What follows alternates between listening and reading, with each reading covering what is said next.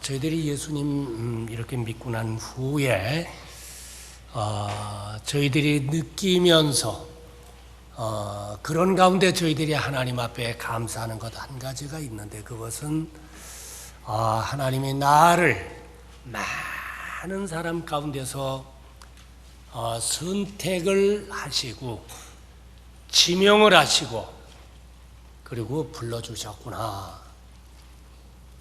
저희들이 그걸 깨닫습니다. 그거 깨닫게 될 때에 나는 선택된 하나님의 자녀구나. 그런 가운데에 하나님 앞에 하나님 감사합니다. 그럴 때가 저희들에게 있습니다. 하나님께서 많은 사람들 가운데서 저희를 선택을 하시고 또 저희를 갖다가 불러주시고, 그리고 어느 순간에 성령님을 통하여 가지고 갈보리 예수 십자가 보혈을 저희들 마음에 깨닫는 가운데에, 저희들 마음속에 예수님을 믿게 될 때에 문자 그대로 내가 한 것 아무것도 없이 전적인 하나님의 은혜로 저희들이 죄의 용서를 받고 그 다음에 영생을 얻고 하나님의 사랑을 아주 존귀히 여김을 받는 그런 하나님의 자녀가 됐습니다. 그런데 하나님이 그렇게 하신 이유가 어디 있습니까? 하나님께서 나에게 그런 은혜를 주신 이유가 어디 있습니까? 예수님께서 십자가에 죽으시기 직전에 말씀하신 것이 요한복음 15장인데, 이 요한복음 15장에는 하나님께서 나에게 그렇게 은혜를 주신 이유를 한 가지로 이렇게 요약해서 말씀드린다고 한다면, 그것은 열매, 과실을 갖다가 맺게 하기 위해서다라고 그렇게 말씀을 하고 있습니다. 우리가 이 하나님의 말씀인 성경을 우리가 살펴보게 되면은 꽃과 열매에 관한 흥미있는 교훈을 저희들이 발견하게 됩니다. 우리가 이 성경에 꽃에 대한 단어가 약 37번 나와 있고, 그리고 열매라고 하는 단어가 약 200번 이렇게 나와 있습니다. 꽃은 대개 허무한 인생 또는 일시적 가치관을 갖다가 교훈하게 될 때에 주님께서 비유로 사용하신 것이 되겠습니다. 욥기서 14장 1절 이하에 보게 되면은 여인에게서 난 사람은 사는 날이 적고 괴로움이 가득하며 그 발생함이 꽃과 같아서 쇠하여지고 그랬죠. 아마 여기 여인을 통해서 안 나온 사람은 없죠. 정상적인 사람이라고 하면 다 어머니 뱃속에서 10달 지내다가 이 땅에 태어났습니다. 어머니 뱃속에 저희들이 한 10달 이렇게 있어서 그런지 제가 보기에는 어머니에 대한 사랑이 더 많은 것 같아요. 그래서 아버지라고 하는 노래는 없지만은 어머니에 대한 노래는 있습니다. 하여튼 다 저희들이 어머니 통하여서 이 세상에 태어났는데, 근데 여인에게서 난 사람은 사는 날이 적다고 그랬어요. 많은 것 같지만 우리 이 세상에 사는 것 적고 짧고 또 괴로움이 많다고 그랬어요. 사람마다 괴로움 없는 사람이 없습니다. 이 형편을 다 들여다보게 되면 저 사람은 괴로움 없겠지. 그런데 들여다보게 되면 그 내면을 갖다가 이렇게 살펴보게 되면 이런 괴로움 저런 괴로움이 인간에게 다 있죠. 그래서 어떤 분이 이야기한 대로 인생이 고해라고 그러잖아요. 괴로움이 있고 또 그 다음에 보게 되면은 그 발생함이 꽃과 같아서 쇠하여지고 그랬습니다. 여기 이 꽃 생화인데 이 국화요. 이 국화는 다른 꽃보다 좀 오래 갑니다. 근데 이 꽃도 아마 제가 생각할 때에 그저 한 보름 정도 지나게 되면은 이게 추해질 겁니다.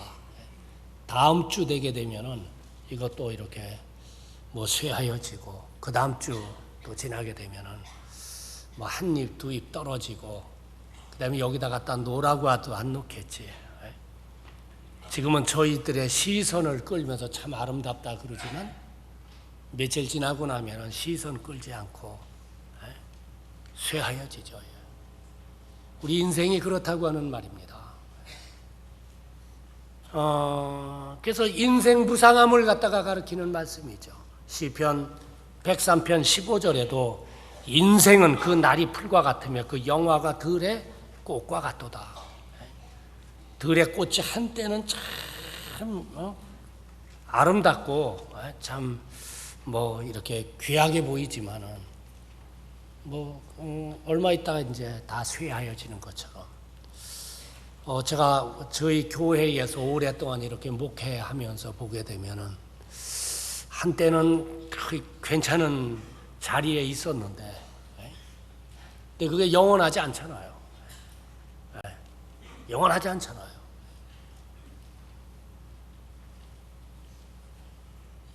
이게 우리 인생이라고 하는 말입니다. 그러니까 인생을 꽃과 같은 인생이라고 그러죠. 야고보서 1장 10절에도 부한 형제는 자기의 낮아짐을 자랑할지니 이는 풀의 꽃과 같이 지나감이니라. 이 부라고 하는 것도 꽃과 같이 지나간다고 하는 말이죠. 이 부라고 하는 것이 그게 뭐 사람에게 영원한 것도 아니고, 또 그것이 우리 마음에 어떤 부를 주는 것도 아니고. 제가 한번 비행기를 이렇게 탔는데 이렇게 그 앞에 좋은 자리는 커튼이 이렇게 커튼 쳐 있잖아요. 근데 커튼 사이로 뒤에서 제가 이렇게 보니까는 거기에 제가 이 신문에서만 보던 재벌 한 분이 거기에 이렇게 앉아 있더라고요. 그래서 제가 기도했어요. 하나님, 저 사람한테 어떻게 전도할 수 없을까요? 예수님 좀 전할 수 없을까요? 하나님 기회 주시면 제가 한번 공중에서 한번 전하고 싶습니다. 그래서 기도하고, 그래서 이제 그쪽에 화장실 쪽으로 한번 갔다가 다시 돌아오면서 보니까 틀림없어요. 근데 이 뭐 말을 할 수가 있어야지. 그 사람 또 눈 감고 있더라고요. 그래서 1차 놓치고 또 앉았다 한참 있다가 또 화장실 가는 척하고 또 갔더니 또 눈 감고 있어. 그래서 이제 또 그 다음에 이제 기도하고 또 이렇게 갔다 오는데 부인이 그 옆에 이렇게 앉았는데 제가 인사를 했습니다. 안녕하세요 그랬더니 인사를 받아서 제가 여의도교회 목사입니다. 그랬더니 그 얘기를 하자고 그래서 이제 옆에 조금 앉았는데 그 부인이 얘기하기를, 우리 집 사람은 위가 나빠서 그래서 자기가 이렇게 늘 죽을 쏘가지고 그래서 음식도 제대로 못 잡수기 때문에 그래서 자기가 이 죽을 갖고 이렇게 늘 따라다닌다고 그러는 얘기를 이렇게 하는 걸 제가 들었습니다. 그래서 제가 그때 그런 생각했어요. 돈 많도 죽 먹고 사는구나.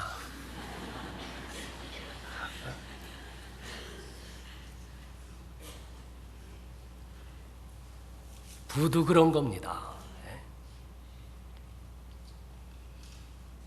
이 꽃이라고 하는 것이 물질의 순간성, 인생의 무상함을 갖다가 하나님 말씀하시게 될 때 꽃을 얘기를 하셨어요. 그러니까 꽃 보시게 될 때 아름답다 그러면서도 한편으로는 나도 저렇지만 언젠간 저가 쇠해지겠지, 저 쇠해지는 것처럼 나도 그렇게 되겠지, 그런 거 한번 생각해 봐야 돼요.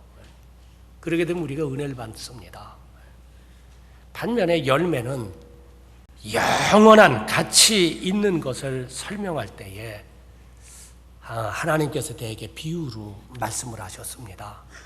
우리가 성경의 첫 장인 창세기 1장 11절 말씀을 보게 되면 하나님이 가라사대 땅은 풀과 씨 맺는 채소와 각기 종류대로 씨 가진 열매 맺는 과목을 내라 하며 그대로 되어오랬죠. 하나님께서 이 땅에 모든 만물을 갖다가 만드셨는데 그 만물 만드신 목적이 어디에 있느냐면 열매.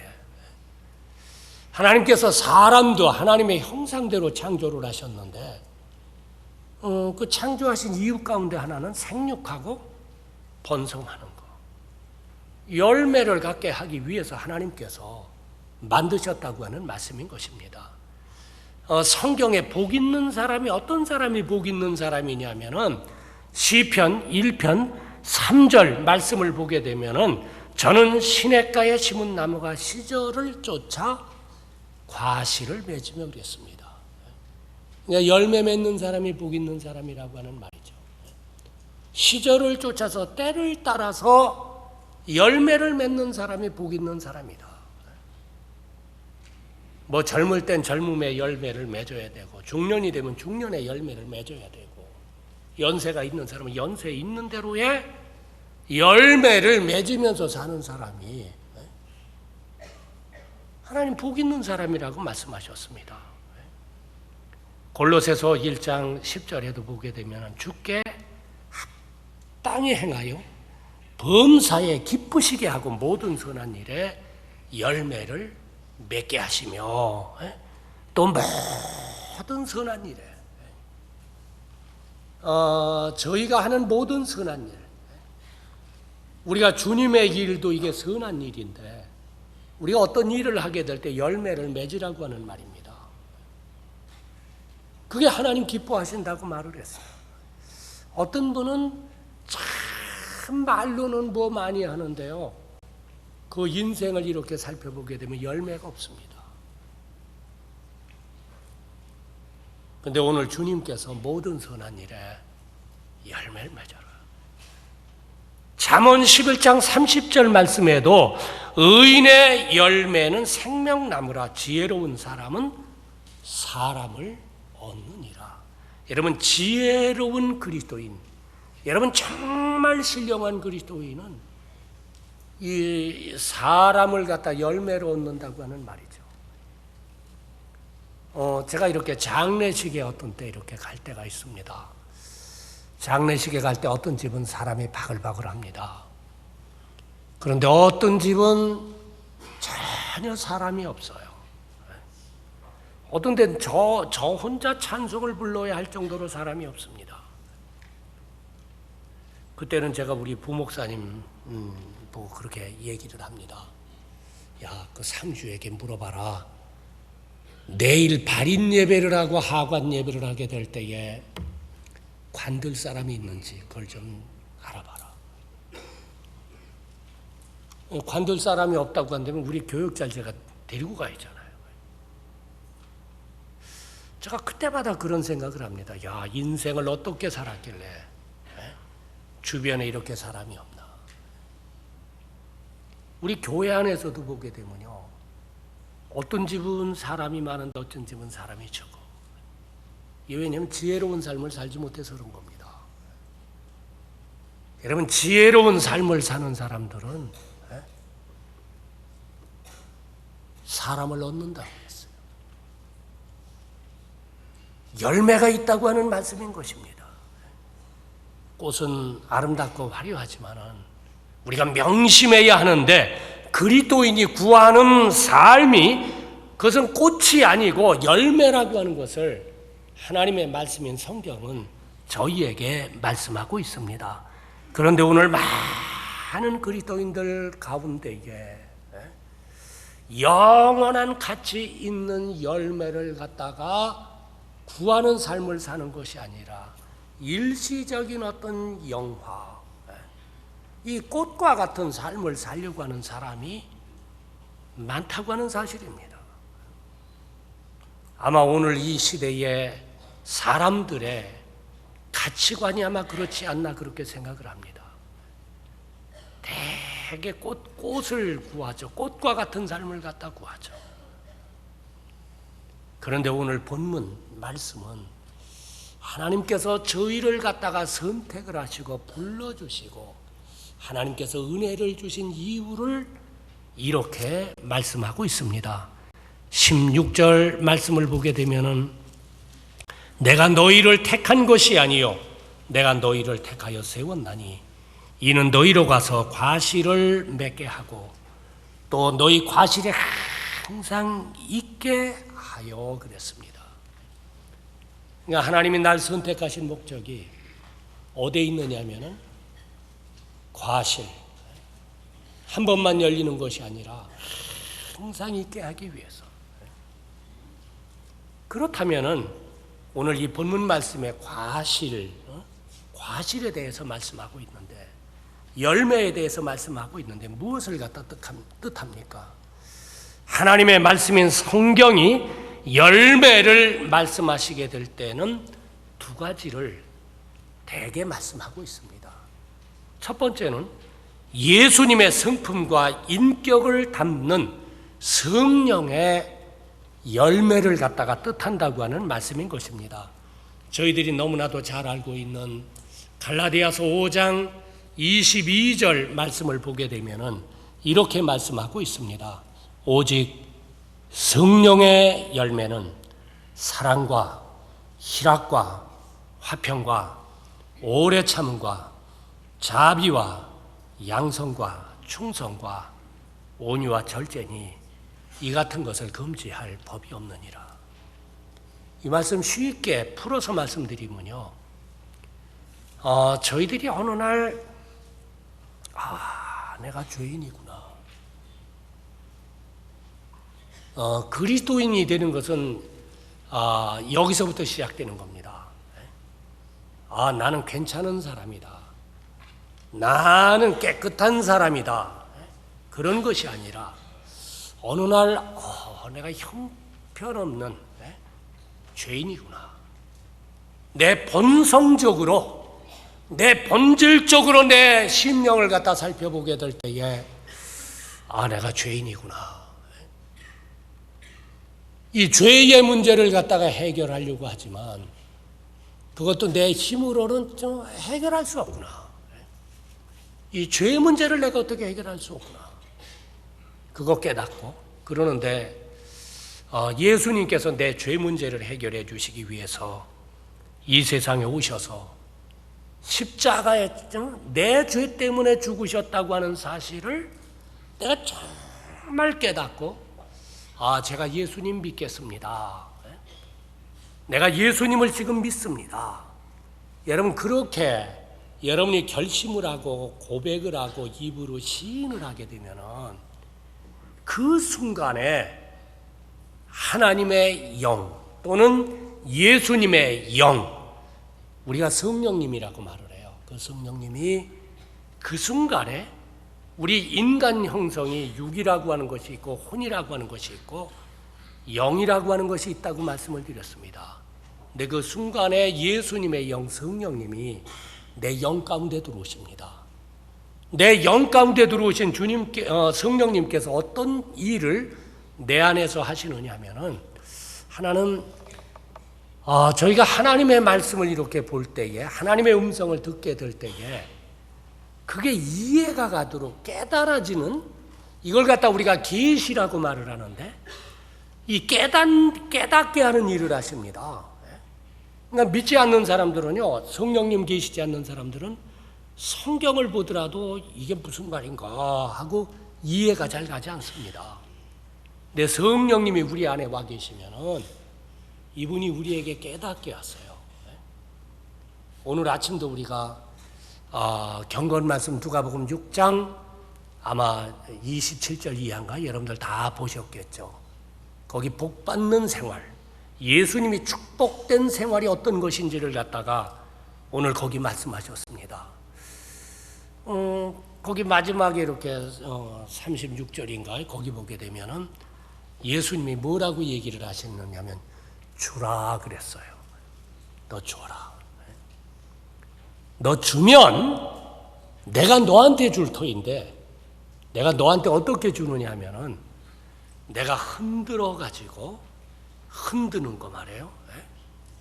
흔드는 거 알죠? 이렇게 쌀이라든지 뭐 이런 거 말에다가 이렇게 이렇게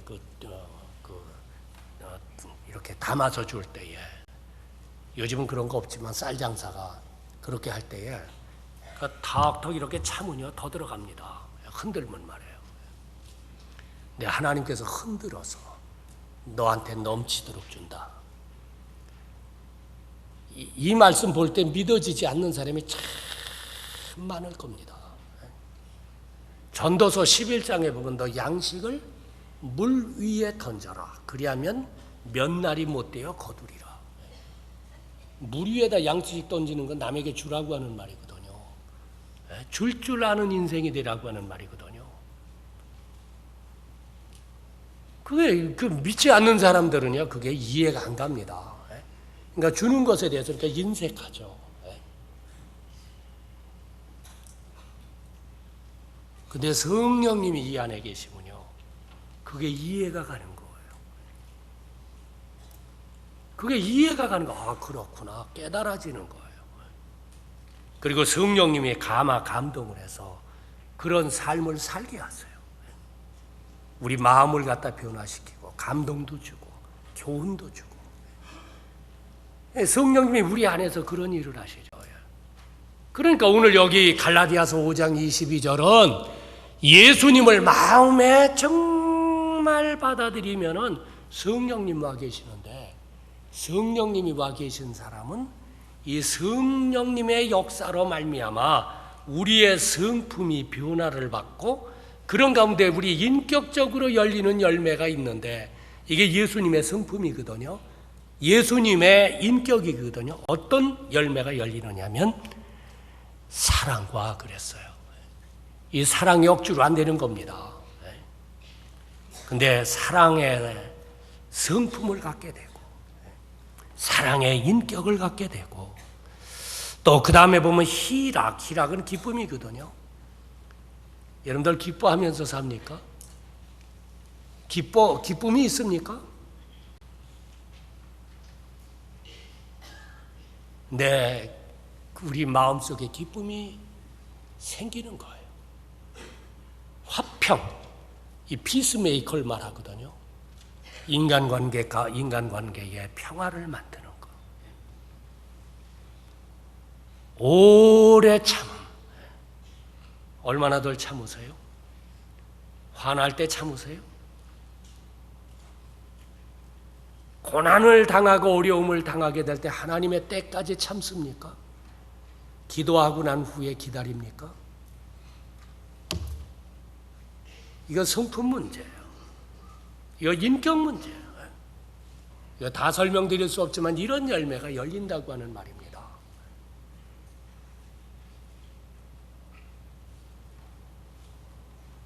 두 번째로는 이 재생산의 열매입니다.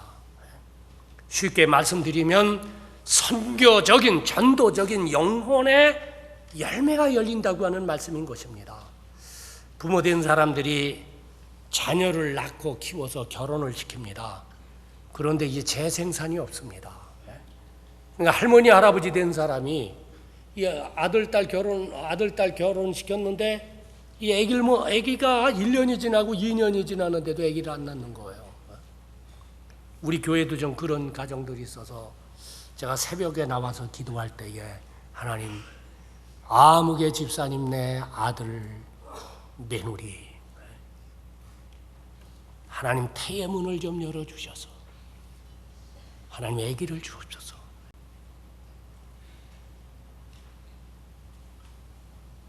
왜냐하면 그분들에게는 근심이에요, 염려예요. 하나님도 똑같으세요.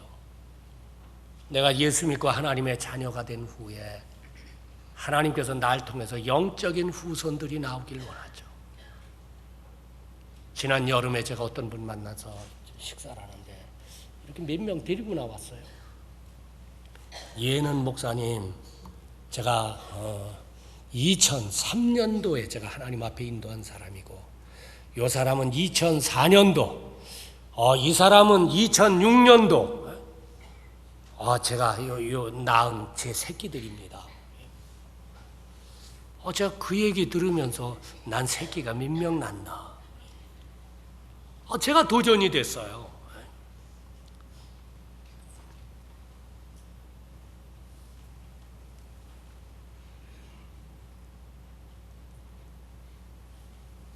여러분 지금까지 또 지난 1년 한번 생각해 보세요. 묵상해 보세요.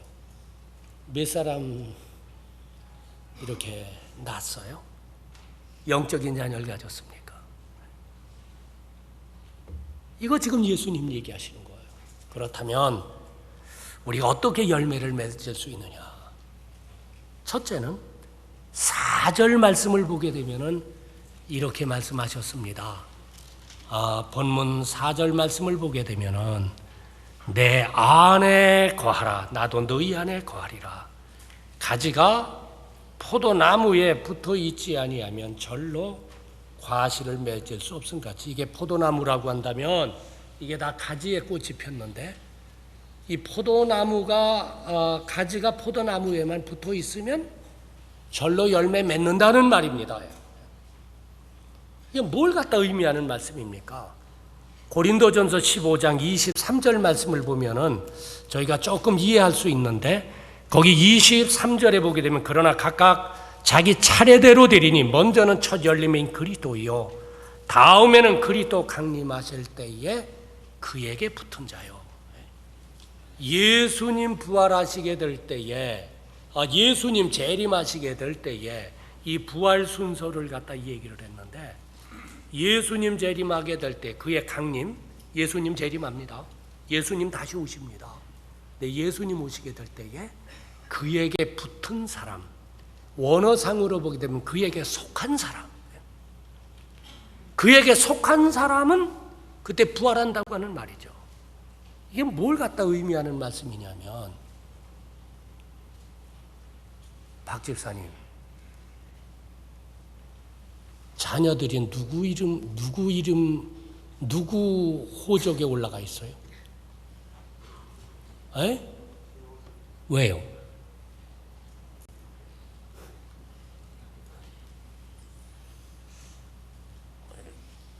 집사님의 생명 줘서 낳았기 때문에 집사님에게 속한 사람이거든. 여기 붙어 있다고 하는 말이 그 말입니다. 여러분, 우리가 하나님으로부터 생명 얻은 사람을 거듭났다라고 그러는데, 영생 얻은 사람은요, 성경에 보게 되면 천국에도 이 생명책 있죠, 호적 있죠, 천국 호적 있죠, 거기에 기록된다고 그래서 그거 뭐냐면 하나님께 속한 사람입니다. 하나님께 붙어 있는 사람입니다. 여러분, 열매 맺으려고 하면요, 거듭나지 아니한 사람은 열매 맺지 않습니다. 절대 구원 안 받은 사람은, 영생 얻은 사람은 열매 맺을 수 없습니다. 거듭날 때, 주님에게 속하여 있게 될 때에 열매를 맺을 수 있다고 하는 말씀인 것입니다. 둘째는 주님과 밀접하게 신실히 교제를 나누는 사람입니다. 본문 4절, 6절, 7절, 9절, 10절, 11절 말씀을 보면 시간 없어 읽지 않는데 내 안에 라고 하는 말이, 여러분 동그라미 쳐보세요. 거기에 11번 나와요. 4절부터 11절까지 11번 내 안에 있으며 열매 맺는다고 하는 말입니다. 이건 뭘 갖다 의미하는 말씀입니까? 이거 주님으로부터 공급받는 사람을 말해요. 포도나무가, 포도가지가 포도나무에 붙어만 있으면 공급을 받잖아요. 공급받으니까 열매 맺죠. 우리가 어떻게 주님으로부터 공급을 받을 수 있습니까? 그건 주님과 신실한 교제입니다. 우리가 하나님의 말씀을 보고 기도하고, 우리가 주님과 사귐을 나누는 사람들, 이분들은 주님으로부터 필요한 은혜, 우리가 하나님으로부터 은혜를 받아야 돼요. 내 필요한 은혜를 우리가 공급받는다고 하는 사실입니다. 세 번째로, 주님 사랑하는 사람. 9절 보면은 내 사랑 안에 거하라. 사랑하는 남녀가 사랑하면 함께 있게 되고 같이 살게 되는데, 그러면 애기 낳잖아요. 여러분, 우리 주님 사랑하게 되면 열매 맺습니다. 네 번째로, 거룩한 삶, 성결한 삶, 깨끗한 삶을 우리가 살게 될 때에 열매를 맺는다고 하는 말씀입니다. 오늘 우리가 이 본문 15장 2절 하반절을 보게 되면은 더 과실을 맺게 하려 하여 이 일을 깨끗게 하느니라. 더 과실을 맺게 하기 위해서 깨끗하게 한다. 이건 무슨 말씀이냐면 농사 지은 분들은 알아요. 아무리 좋은 포도나무라고 한다 할지라도 병충해가 있으면 열매 맺지 못합니다.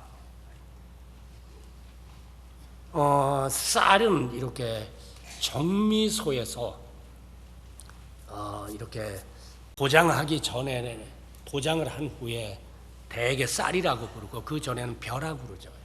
논에 있을 때는 벼인데 아무리 벼가 잘 된다고 하더라도 병충해가 생기게 되면 열매 맺지 못합니다. 열매를 맺더라도 다 쭉정이가 되고 말아요. 알곡이 되질 못해요. 그러니까 농약 주잖아요. 병충해 없어지라고 말이에요. 저희도 똑같아요. 아무리 겉으로는 아주 무성한 아주 참 좋은 크리스찬 같이 보이지만 병충해 있는 사람, 병충해가 뭔지 압니까? 죄예요. 마음속에 죄가 있는 사람, 죄지면서 사는 사람, 그리고 회개 안 하는 사람, 열매 없어요. 그러니까 우리가 열매 맺으려고 하면은 죄 없는 깨끗한 삶을 우리가 살 때 열매를 맺습니다. 그렇다고 하면 어떻게 우리가 깨끗한 삶을 살 수가 있습니까? 오늘 여기 요한복음 15장 3절 말씀을 보면은 너희는 내가 일러준 말로 이미 깨끗하였느니라. 하나님 말씀이 우리를 깨끗하게 해요. 다윗은 시편 119편에 내가 주께 범죄치 아니하려 하여 주의 말씀을 내 마음에 두었다. 우리 마음에 하나님 말씀 두기 위해서는요, 성경 부지런히 읽는 수밖에 없습니다. 지난 일주 동안 성경 많이 보셨어요? 추석이라고 그냥 대강 사셨어요? 추석은 추석이고 매일 성경 보세요.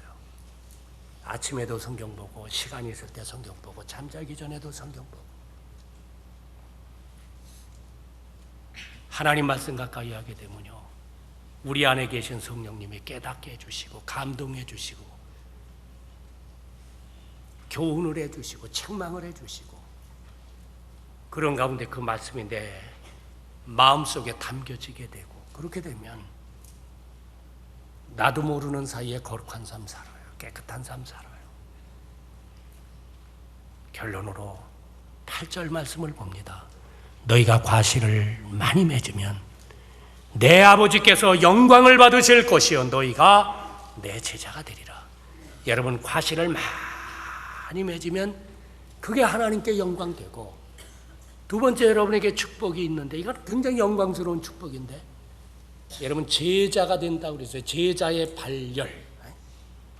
요한계시록 보게 되면 발열이 있습니다. 여러분은 지금 어떤 발열에 속해 있습니까? 제자의 발열. 얼마나 영광스러운 발열입니까? 또 그 다음에 16절 하반절 말씀을 보면은 과실이 항상 있게 하여 내 이름으로 아버지께 무엇을 구하든지 다 받게 하려 함이니라. 과실 항상 맺으면요, 하나님께 뭘 구하든지 간에 하나님께서 오케이 하고 응답하시겠다고 하는 말입니다. 기도 응답 하시겠다고 하는 말씀이죠. 저는 저희 교회 성도 한 분 한 분이 과실을, 열매를 맺는 그리스도인이 되어서 하나님께 영광 돌리고 제자의 발열에 속할 뿐만 아니라 내가 무릎을 꿇고 하나님 앞에 구할 때마다 하나님이 응답하시는 축복이 있으시기를 주님의 이름으로 간절히 축원합니다. 기도하겠습니다.